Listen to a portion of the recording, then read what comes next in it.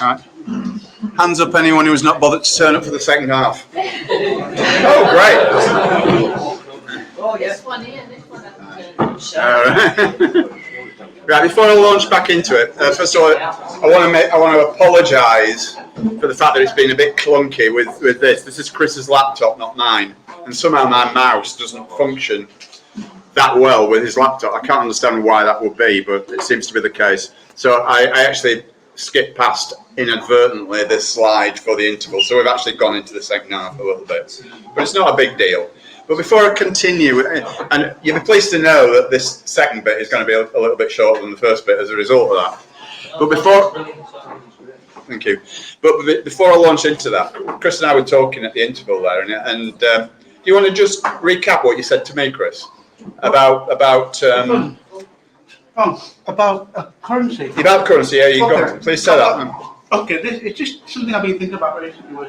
They're only validated once the event has happened and the guest speakers put a signature on it, and then we get 2 or 3 more signatures, and it's all authenticated as valid, and then we get on video that we've.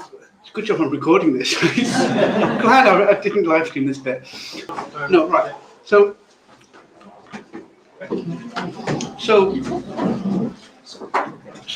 let's John, come here. Right? You explain what your thing's all about, and then it'll fit in with what I'm trying to say. Yeah? So this is against the vaccine passport. Sorry. You don't have to get down on your knees. So sorry, this is against the vaccine passport. I don't know if you'll be able to get the site Oh no, on the screen. You can't. No. Right. So what it is, it's a directory of companies that will sign up to say that they're against the vaccine passport. It is a moment of time to that today this company is against the vaccine passport and the reasons why. So they'll put themselves on there and get a map that comes up on that site of the businesses that signed up. So I've volunteered to be the regional rep of this kind of tiny area here, which is the Billigan kind of areas. And I am ringing people up. So initially I started up ringing up the ones that have already signed up, which the Porky Pound had.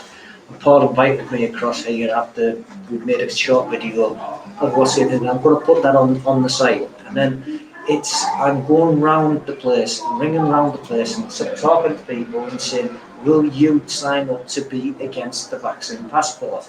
So then you can go to againstthevaccinepassport.com, look on there, and you'll find people that have said that they will be against the vaccine passport. You can use them as businesses. The Southport area, I've just been looking there, they've just got another 50 businesses today signed up. Wow. They've got 200 businesses in another area which I can't remember, but they've just signed up and they're going there. I'm going to be ringing around these places around here and getting in touch with people and trying to get people to sign up to be against the vaccine passport. So this site here, againstthevaccinepassport.com, I hope it's the must-go-to place to find out the businesses that you want to support. Yeah. And if we can do that, we can get people there. Initially, we're saying 20,000 businesses in the United Kingdom. We get 20,000 businesses. The lady that started this is someone called Anna Breezer. People ex-BBC, yeah, and she says that if we get 20,000 businesses, then it's going to become extremely hard for these people to implement what they want to implement. So that's it. Yeah. Very good. So they won't, if we went to that shop or ordered from that shop, they're not going to ask us for a vaccine passport. Won't they get harassed off the police? So what the legal status is that when you sign up as a business, you were against the vaccine passport, say on the 8th of December. Yeah. If it becomes illegal for you to be against the vaccine passport on the 10th of December, you've made a stance on the 8th of December and you can't be discriminated against. just because you don't take yourself down from that doesn't mean that's anything else than you made a statement on the 8th of December. That's the legal get out that companies can use. Just don't remove yourself if you've got any principles, you know. Well, they're going to bankrupt you anyway.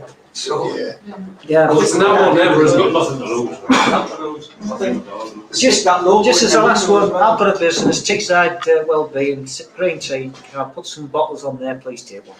Yeah. What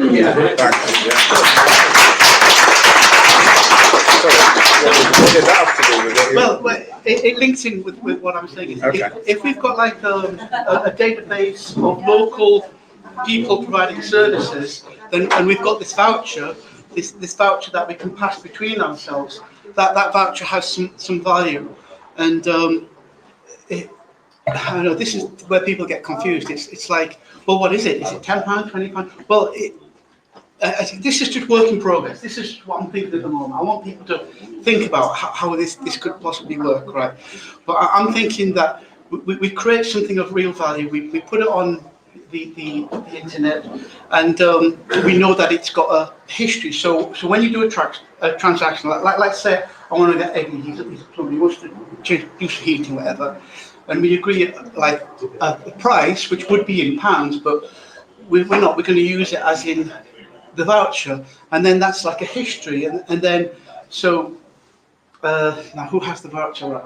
So then he provides that service for me, and then he has ownership of this because I hand it to him, and it's got that value added to it, and then we authenticate that on a website or in a central in our whatever it's called, the Porky Pound. Let's call it that, right? And then it's got that history, so it can't be duplicated. It can't be. It can't be anything. I know what you're saying. It's like real. It's got a real history, and it's got a real value as well. That's the difference between that and fiat. Shop owners, aren't you? The way where that, you know, I did a job for you. You gave me that, and I could go to that shop and go, right, I want to check your shop. Yeah. Yeah.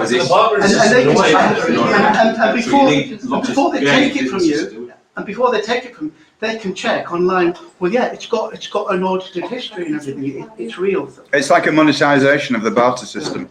Yeah. Yeah, and it does have intrinsic value. I mean, this thing. Sorry, have you? Was that it? Right? Okay. No, the reason I wanted Chris to say that is before I launch into the second bit of this, was that I've got an interesting story, kind of related to that, albeit we're talking about the UK here. But I have a friend, a colleague, who does the same thing as me in the States, prolific author out there called Pat Shannon, who lives in Atlanta, in Georgia. And he wrote a book, one of his books is called Miracle in Atlanta. And what happened to him, and this is what got him into the conspiracy world, was he did exactly that, what you've just described, Chris. In his little community, they decided to basically create their own currency. Okay, and this currency was like a credit system. So if you went and, say, for example, babysat for someone, you get like, I don't know, I'm just making this up, but 3 credits. Go mow someone's lawn, you get 4 credits. And you could keep, within that community, you could spend those credits doing different things. Right, now, what happened to Pat, and this is absolutely horrific, was that the Federal Reserve came after him. He created this system, and to be honest, there was nothing untoward about it. There was nothing horrendous about it. All they were doing was within this small community, this little suburb of Atlanta where he lived. They set up this kind of a real monetary system, if you like, as opposed to the fiat one. Now, Pat was arrested on trumped-up charges. They planted a cache of arms in the boot of his car, and he was taken into custody. He remained in custody, waiting trial for 2.5 years. Right, and he was told by his lawyer that he was going down for 30 years. He just happened, that's why I called it Miracle in Atlanta, he just happened to get the only judge in that entire state that was sympathetic to what the story that he told. And after 2.5 years, his trial came along and he was freed. But this is the kind of shit that we're up against. I'm not saying that that's what happened with your idea, Chris, but it just, what you were telling me at the break just reminded me of that story. And it's horrific. And this is the kind of absolute shit that we're up against with these people. It's obviously worse in the States than it is over here, but anyway, I just thought I'd tell that story. So, sorry? Well, it is the same people, but I think the US, you know, there are, you know, you get things over here like the Bradbury Pound, if anybody's heard of the Bradbury Pound, which is a similar kind of thing. So, right, if we're all ready, sorry, go on. Yeah. Someone's in, no. Okay, yeah, so if we're all ready, I shall continue with this. As I said, the second half is wonderfully shorter than the first half, so you'll all be pleased about that because you can get back to your drinks again. But okay, let's talk a little bit about the student loan scam, and it is a scam. I don't know if anybody's aware of it, you know, exactly how it works, but anyway, let me go through it. There are 3 stages to what the student loan scam is all about, okay? First of all, aggressively promote the benefits of further education by making more and more jobs only available to graduates. That's the key first stage in this, okay? So you might have noticed that most jobs now are only available to graduates. A lot of jobs, they look for graduates above everything else, okay? Now, when I left school, after my A-levels in 1970, showing my age, only 2% of A-level students went to university. 2%. Now it's over 50%. Okay. Stage 2, lower the standards of examinations to ensure that most people qualify. Okay. So in other words, you don't have to be a genius to go to university anymore, like you did in my day. Yeah. Okay. Then stage 3, which is what they did a few years ago, exponentially raise the costs of tuition. Okay, so in 2011, tuition fees trebled overnight, and yeah, as I said, in 1970, only 2% of students went on to further education. Now, not only do you have to contend with, as a student these days, not only do you have to contend with tuition fees, which you didn't in my day, you also have to pay for accommodation costs, and they are absolutely astronomical. Having had a child in further education, I know only too well exactly how much it costs to house them for 3 years or 4 years, whatever it might be. Okay, so as I say, these days it's just over 50%, and many students, as a result of this, now, because they're desperate to get these jobs that are only available to graduates, they have to go through the university systems, which gives them a debt burden, sometimes as much as 100k before they even commence work. And this 100k, if you extrapolate that, including interest, etc., over the decades that you have to pay the thing back, it means almost £500,000 per student for the banksters. Okay, so this traps our kids in this incredible debt spiral before they even begin their adult working lives. So not only do they capture us on the mortgage front, they've also got this massive student debt loan to pay back. Okay, you know, you might have noticed that in a lot of the larger towns and cities, my child went to Manchester. He went to the Royal Ballet School, the Northern Ballet School in Manchester, as well as the Royal Ballet School in London. But the Manchester side of it was where he did his ballet degree. And there's massive building projects going on constantly. And what are they building? They're building student accommodation because they're just ramping it up constantly. All this, you know, all this hype about pushing people into further education so that they can, you know, generate money, massive amounts of money out of we, the ordinary people. Okay. And also, as well as the student loan scam, we have the payday loan scam. And it's the same people behind it, the banksters. Scandalous interest rates, 2,400% is not uncommon. And these people are licensed credit brokers. That 2,400% is considerably higher than your unlicensed loan shark on the streets of cities. Okay, and yet these are legal people. Okay. So they're just preying on the poor, and it puts them into a circular debt trap. They just get into this cycle of debt that it's almost impossible to escape from. And this is how, you know, lots of people commit suicide over it. You know, it's just absolutely disgusting. And all it's about is making money for these people. Okay, so yeah, you might recognise that absolute shit. Jacob Rothschild. For those again at the back that can't read it, it says, "My name is Jacob Rothschild. My family is worth $500 trillion. Now you saw how much $1 trillion was in the previous half. We own nearly every central bank in the world, bar 3. We financed both sides of every war since Napoleon. We own your news, the media, your oil, and your government. But you've probably never heard of me." Yeah. Okay. So as I say, with the exception of 3 countries, every unit of currency in existence is actually an IOU to the Rothschilds. You owe him everything. Right. So basically, to summarise this little bit, the control and issuing of money has been taken from the control of governments. What was that? What's going on down there? Yeah. And this power obviously is being used to enrich the banksters massively. Sorry, John, I'm just looking at them. I don't think there'll be any student debt in the future. Not the student debt, not the student Absolutely. Yeah. Bless them.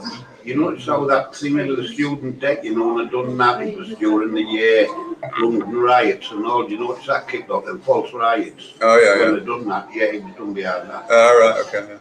Yeah, they were just fake riots when, and that's when them.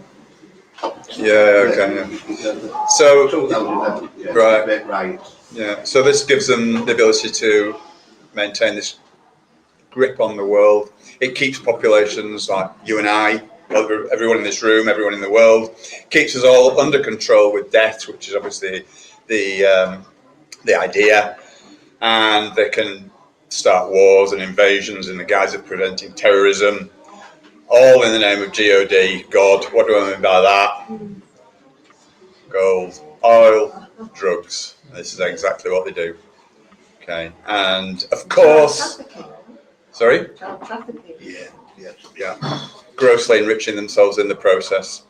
Now, this can only be resolved in one way, and that is, in my view, my humble view, by giving the power to generate and issue money to a responsible and benevolent institution. Now, I don't have a clue as to what that might be. You know, I just have the ideas. It's up to everyone else to put it into practice. You know, Isn't it government? Oh yeah, of course. Yeah. I love this one. Right, okay.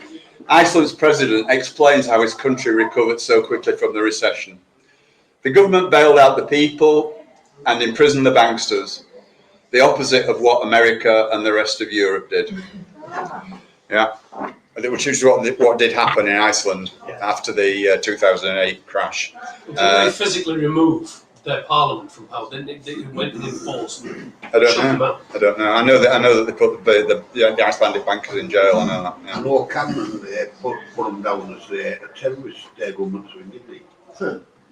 Sorry, say again. Cameron put them down as some sort of terrorist government. Oh yeah, absolutely. Yeah. He's one of the bankers. He's Yeah, one yeah. of the isn't he? Yeah, Like that. that's right. And that's what he said to them. So Okay. Iceland could have been attacked at any time, up like NATO. Oh yeah. So yeah, I'm all in favour of that. I think that's a great idea. Yeah, I mean that's very apt. The real threat to this world is not terrorism or socialism. The real threat is the fact that the greed of billionaires is out of control, and this is what we're seeing today with all this utter nonsense that is going on right now. Okay, so let's have a look at a possible solution. I say possible. Cryptocurrency. Presume everyone's heard of cryptocurrency. Bitcoin, we know what that is. As far as I'm concerned with cryptocurrency, there's 2 questions. What is it? And is it easy to get involved and benefit? Now, you know, I'm not a fan of cryptocurrency particularly, but I shall explain what it is for those who are a little bit unaware. Okay, it's a digital currency and it's decentralized, of course. The transactions are all secured cryptographically, and it's hence the name cryptocurrency. Yeah, it's 100% secure, or so they tell us. I was going to say, can anything ever be secure? No, but this is what they tell us. Yeah, absolutely. So it cannot be stolen, but again, that is not necessarily true. Bitcoin has been stolen. Bitcoins have been stolen. Okay, but this is what they tell us. It can't be counterfeited. That is true, actually. It cannot be counterfeited because there's something called the blockchain. Okay, the blockchain is, in that sense, is secure, but it doesn't prevent people from stealing it. Okay.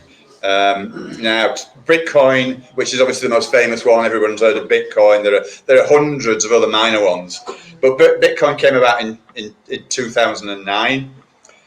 So what's the difference between these cryptocurrencies and the fiat currencies, which we've just been talking about?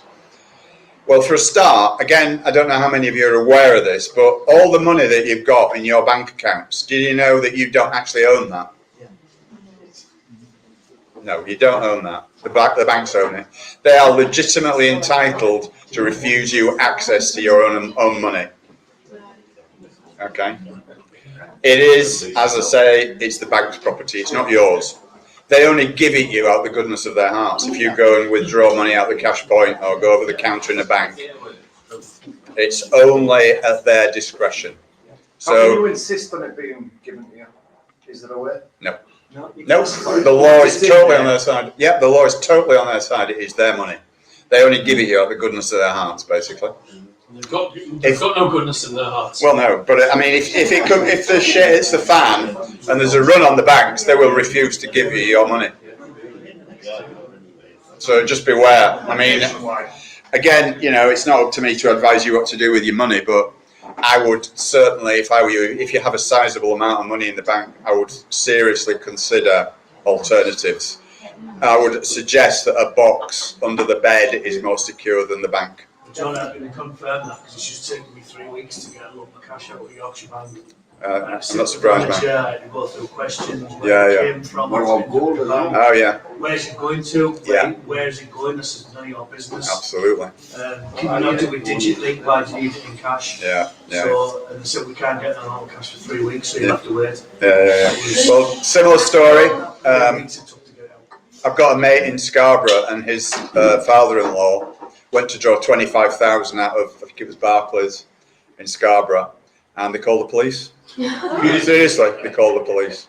And the police interrogated him for an hour about why he wanted the money, what he was going to do with it, where it came from in the first place. George Reynolds got jailed for it. George Reynolds got jailed for it. All right, okay. He took £800,000 out of his own bank account and jailed him for it. Yeah, exactly. So this is the kind of people that we're dealing with, unfortunately. I had another mate that he had his money under the table. He was in the house and the police took that out. Jailed him and wanted more money off it. What about gold then? Yeah, Sorry? What about gold? Well, again, gold is subject to government discretion.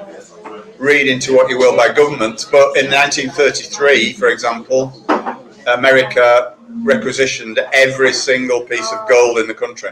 And they could easily do that again if they wanted to. They legalised ownership of it, didn't they? Yeah, exactly. And then the next day they Exactly, yeah. So it's like full spectrum dominance. They've got us every way that they can, or they think they are. But yeah. So the difference between fiat currency and the money in your bank account and cryptocurrency, cryptocurrency actually does belong to you. They cannot take that away from you. I mean, there's a lot of disadvantages to cryptocurrency. I mean, for example, just like the gold market and the commodities market and the silver market, they manipulate it up and down to suit their own ends, as is Bitcoin. I mean, it's up and down like a yo-yo, isn't it? Isn't there also the problem that I don't understand cryptocurrencies. Okay. But if you haven't got access to the internet, and you haven't got a digital device. Oh yeah, you can't do it. You can't do it. Absolutely, yeah. You cannot just wander the world. No, absolutely. The way cash. Yeah. No, I mean the point I'm kind of trying to make with cryptocurrency is that yes, it appears on the surface that it's an advantage over fiat currency, but at the end of the day, it's probably no better because it's just another currency that they have control over. But cryptos also, this is one advantage, or the several advantages of them. They don't, you've got access to it permanently. They don't have weekends, they don't have bank holidays, they don't have withdrawal limits, they don't have transaction limits, they don't close the branches. So let's talk a little bit specifically about Bitcoin. which, as I said, was instituted in 2009. It was immediately declared a scam, which I think, well, obviously the reason they declared it a scam was because they don't want it to happen. But having said that, I'm kind of coming to that opinion myself because of the way it's manipulated up and down. I mean, just from my own personal viewpoint, in 2017, I think it was, I bought 15 grams worth of Bitcoin, and it was worth, which was about 1 Bitcoin at that time, around about 1 Bitcoin at that time. And like 14 months later, I sold it for 3 grand. So, and now it's 55 grand. Yeah, so, you know, they're just constantly manipulating it up and down. So, in that sense, I do believe it is a scam. But you can drop lucky. Go on. No, my issue with Bitcoin is there's no difference to fake currency. What's it backed by? What is it? Where's it? Well, again, it doesn't really exist except in digital form, except for the blockchain. Okay, the blockchain is the key to it. But I'm not going into blockchain because it's too complicated. Okay. Can we continue with that? Yeah. So yeah, Bitcoin when it first came about in 2009, it was 5 cents per coin, and as I said, it's now around 55,000 US dollars per coin. Okay, and it's made, to be fair to it, it's made 1.185 million millionaires in 12 years. But you have to be lucky to do that because of the fluctuations, because of the artificial hikes, and you know, you're taking your life in your hands actually going into it, as I found out to my own cost. So yeah, but it's still an opportunity for those who like a high risk investment, and it really is a high risk investment. I can see it crashing. It's $55,000 per coin now, but it wouldn't surprise me if in 12 months it was 5,000. I've come across some information yesterday. So what I've done, I haven't generated slides because it would have taken too long, but I've actually made some notes about where this is going in the future. Okay, and where it's going in the future is but it's called the CBDC, which is a central bank digital currency. Yes. Now this is similar to cryptos, but as the name would imply, it's totally controlled by central banks. Okay. Yeah. Yeah. Now, there was a survey done late last year, and this survey discovered that 86% of central banks are currently researching and developing a CBDC. And a lot of them are actually running pilot schemes as I speak for this central bank digital currency. Now, this is very insidious, and I'm going to explain why. Now, the goal of this universal central bank digital currency is for 100% of all the central banks to work together on it. Now, we've already covered the idea that there are only 3 independent central banks in the whole world. So this is virtually the whole world financial system. And the objective is to create the new currency of the New World Order. Okay. Now, you may 20 years ago, David Icke, you know, whatever you think about David, and I'm not a big fan, but that's another question, but he does get some things right. Now, 20 years ago, David Icke was saying that the objective of the New World Order, which was coming, and he did know it, to be fair to the guy, is a one world currency, a one world banking system, a one world government, and a one world army, and that is exactly where we're going. And this is the route to that on the financial side. Okay, so they're going to use this to bring in that new world order, one world conspiracy, one world currency. Sorry, conspiracy. It's a Freudian slip for you there.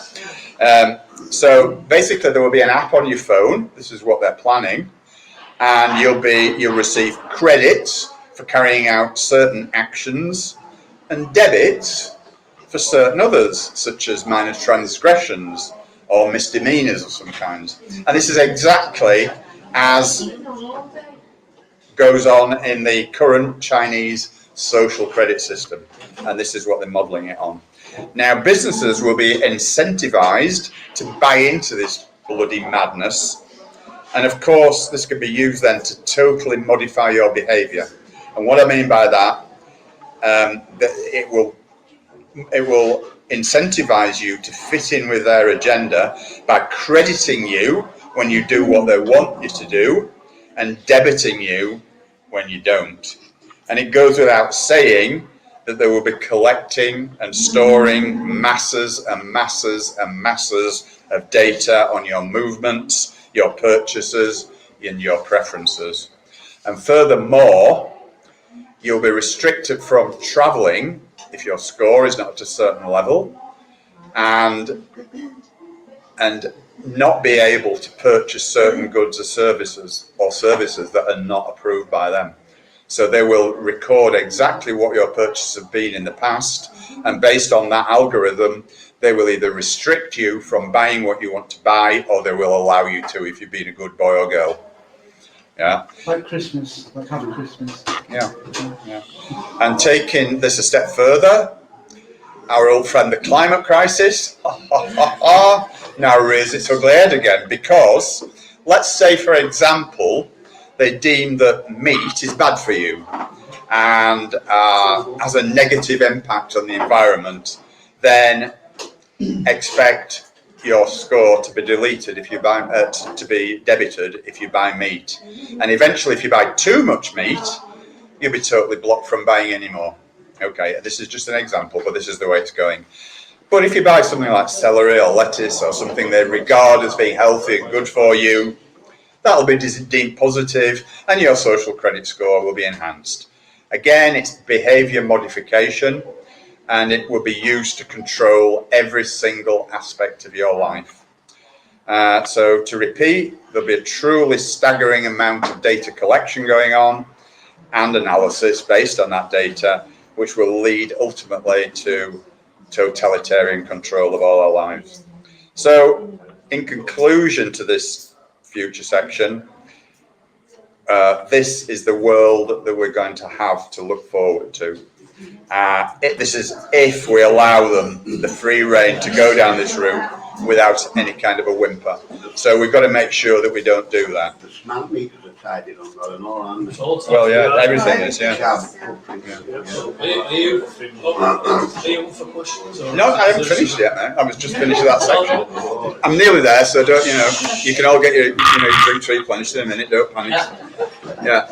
So again, central bank digital currencies, an idea whose time has come. And this was by a lady called Susanna Hammond, who is a senior regulatory intelligence expert. That sounds impressive, doesn't it? Yeah. So obviously they're promoting this idea already, because it's all going on in the background as we speak. Yeah. Okay. And the final point. Okay. So if you get a mortgage from a bank, you'll be paying it back for 25 years or whatever amount they decide. But if you rob a bank, you'll be out in 10 years. So basically, oh God, it's done that again. Yeah. If you need any more financial advice, just let me know. Yeah. Right. It's not working, is it? It's bloody helpful. So, and the final point. Okay. Money and banking is the greatest and most profitable scam the world has ever seen. Thank you for your time. Let's talk about questions if you like. Thank you.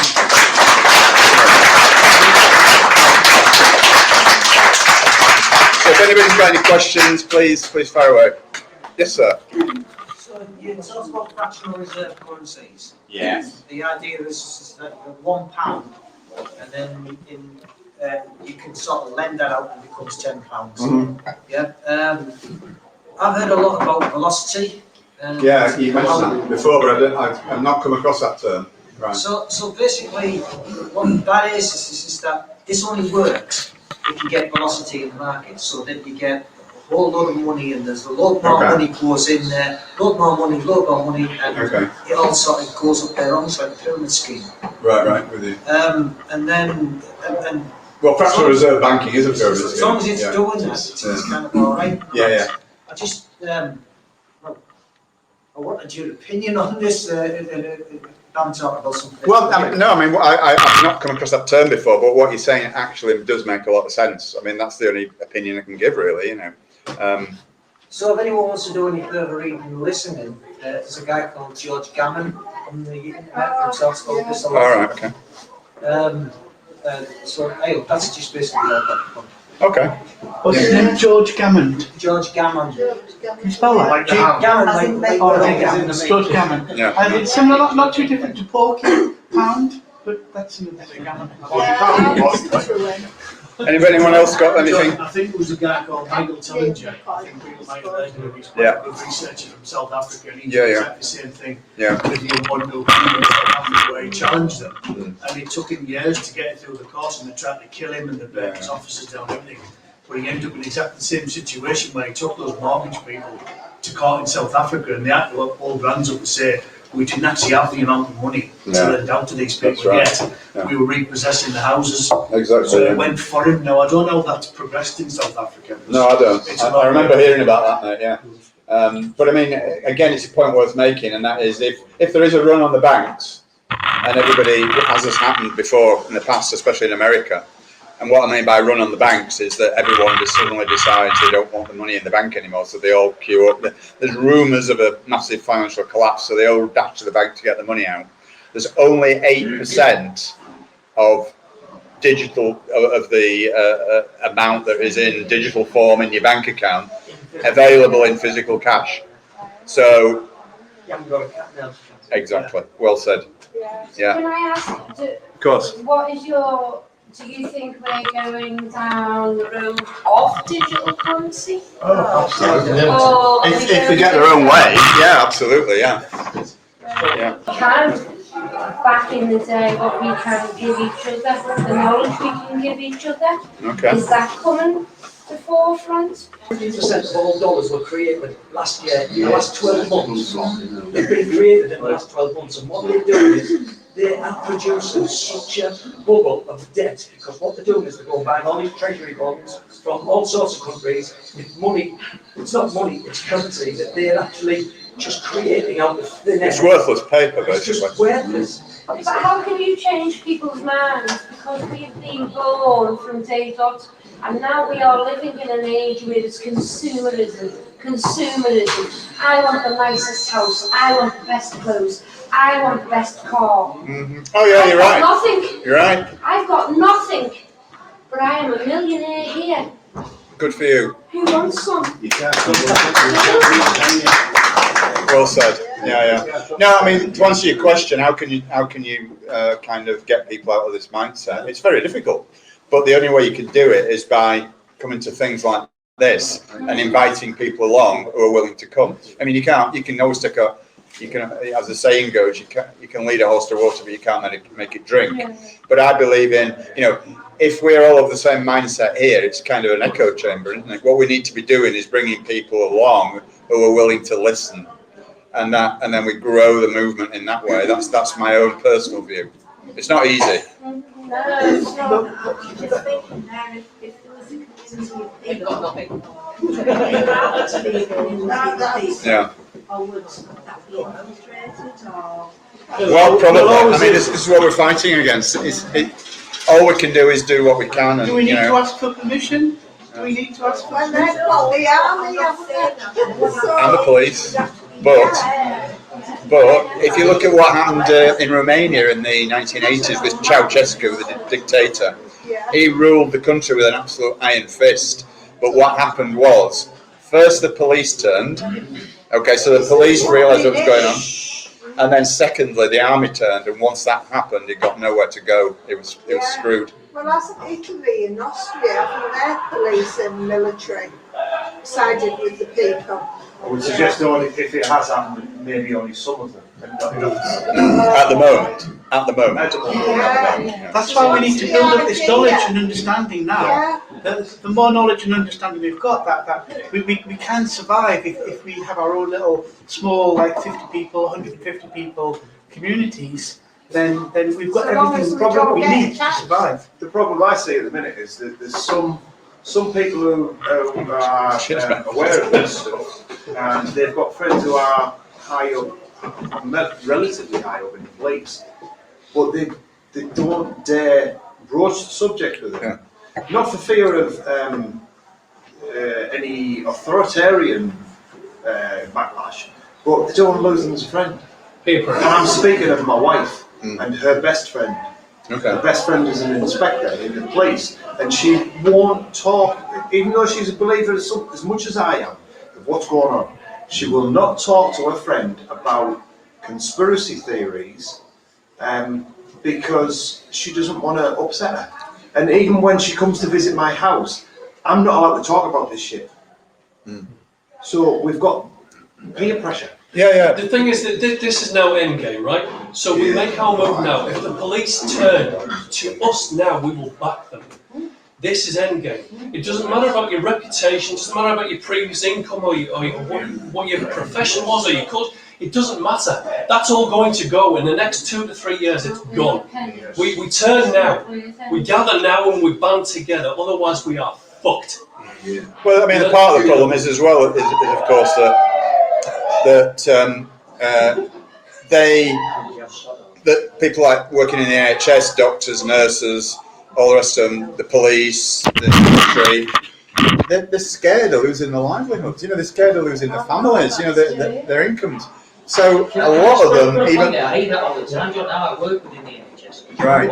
They're not scared. They're actually so asleep. I can sit and talk to them. Okay. They're actually asleep. It's bizarre. I know some of them that I really want to do it. Yeah, I mean, I'm sure there are some. Yeah. But I'll sit and talk in a room of people, and they think you're bonkers, like, no way. They're actually on board with the fact that there is a virus, that we do have to inject people to save them, and that it's all about chances. And you're like, Yeah, I they're know just what you're saying. mainstream media. I really was just meaning those who are aware are scared because of peer pressure, as you say, and also because they're frightened of losing their livelihoods. They Not denying they exist, but I think the issue we've got is they're so asleep and they're obviously mind controlled. They're obviously, they are literally mind controlled because these are people that you will view as intelligent and having critical thought and would look at evidence-based practice, and now all of a sudden it's like, oh no, we'll just listen to what the press is saying. So the only time somebody's really going to sit and listen is when they lose something. Yeah. In the UK, we haven't Yeah. lost anything yet. No. Right? I think the boost is one of the,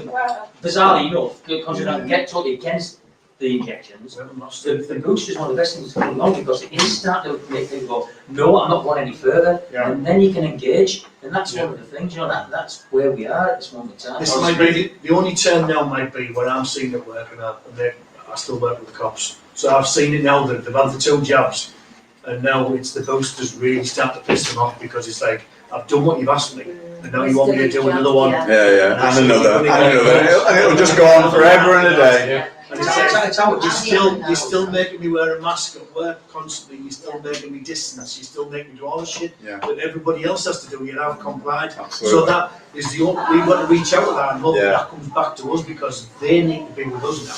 Definitely. And hopefully that'll. But we need to encourage it as well. Look, it doesn't matter if you've been jabbed. It doesn't matter if you think it's too.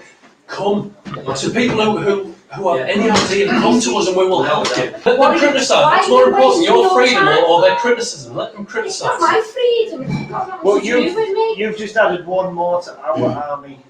Yeah, but is she going to be accepted? Yes. Because she's had 2 jabs. True people may. But this split is here because now we're getting put against. Oh, you had your jab. Actually, you raised a very interesting point there. Could I just ask, and I know it's a very rude question, it's a very personal question, but has anybody here been jabbed? No. Okay, that's good. But even if anybody had, they are absolutely more than welcome. I think as a movement we have to move forward and we have to stop shouting at people in the streets doing away masks, for instance, because that sends people away. We have to stop. Definitely. Like for instance, there's a certain very abrasive person who I think his information is fantastic, but he is quite abrasive and Who's that? Mark Steele, for instance, when you hear him speaking, he turns people against. Well, I just believe he's correct. I do believe it's a bioweapon. I do believe it's killing people. I do, but there's certain people you can't shout that in the faces. They're going to switch off or they're going to go against you. Yeah. You know, so You get aggressive towards them. Their instant reaction as well. Well, that's why we are where we are. Yeah. Because Can I just make a quick announcement? We can carry on just before people start leaving. We're here next Wednesday, and we're going to have a Christmas party, right? So bring the party. Regardless of lockdown, right? Whatever. Just like we're going to have a party. What lockdown? And then Which one are we up to now? sorry, Sheila, what's that? Can I just say one thing? I went on the first half of March. Yeah. First time I've marched in my life. The guy who stood up there on the microphone was Double Jack. Yeah. Yeah. Yeah, Rothschild, yeah, he's a great guy, yeah. Everybody hooked him, yeah. He said it, and everyone went up and right, you know, we're not. Nobody gave a monkeys. we have to realise we don't accept that division. That's why we do not want the division. It's only divide and conquer. We allow it.